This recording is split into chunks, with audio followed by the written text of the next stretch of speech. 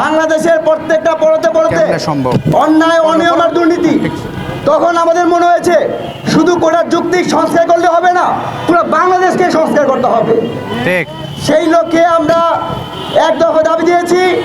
সেই এক দফা দাবিতে এই দেশের কৃষক, শ্রমিক, মেহনতি মানুষ, শিক্ষক, আইনজীবী, বুদ্ধিজীবী, সংবাদকর্মী থেকে শুরু করে সকল শ্রেণী পেশার মানুষ ঐক্যবদ্ধ হয়ে শেখ হাসিনা সরকারকে উৎখাত করা হয়েছিল।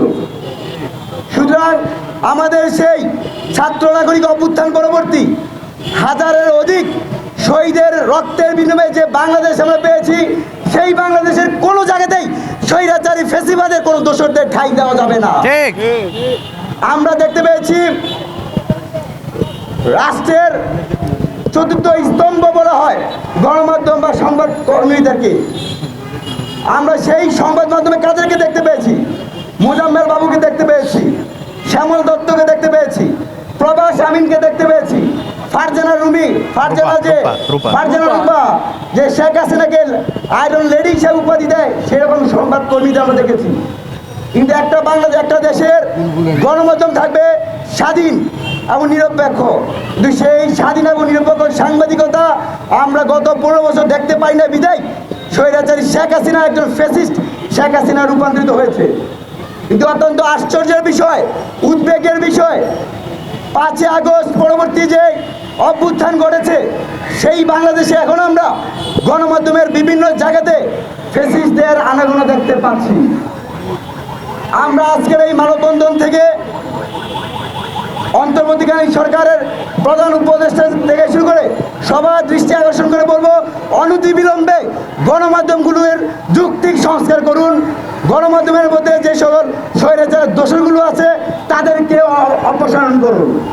যদি না করেন, আমরা কিন্তু শেখ হাসিনাকেও বলেছিলাম পতনের চেয়ে পদত্যাগ ভালো, কিন্তু শেখ হাসিনা সেই পদত্যাগের কথা আহ্বানে সাড়া না দিয়ে তার অবস্থান কিন্তু দেখেছেন কীরকম এদেশের মানুষ তাদের গণভবনে ইট খুলে নিয়ে আসছে। সুতরাং আমরা বৈষম্য বিরোধী ছাত্র আন্দোলন প্রত্যেকটা অন্যায়ের বিরুদ্ধে, প্রত্যেকটা বৈষম্যের বিরুদ্ধে, সে কৃষক হোক, আইনজীবী হোক আর সংবাদকর্মী হোক, প্রত্যেকটা বৈষম্যের বিরুদ্ধে আমাদের লড়াই চলবে।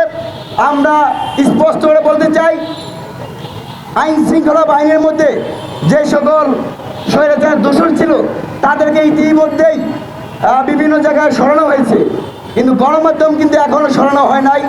গণমাধ্যমের প্রত্যেকটা জায়গায় সেরকম স্বৈরাচার দোষরা রয়েছে।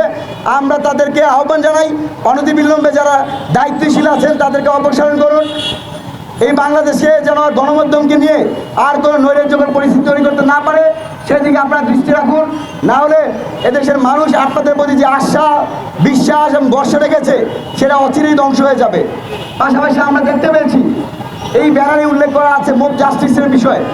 আমরা সাম্প্রতিক সময় দেখতে পেয়েছি ঢাকা বিশ্ববিদ্যালয়ে, জাহাঙ্গীরনগর বিশ্ববিদ্যালয়ে এবং খাগড়াছড়িতেও সন্দেহ করে পিটুনি দিয়ে হত্যা করা হয়েছে।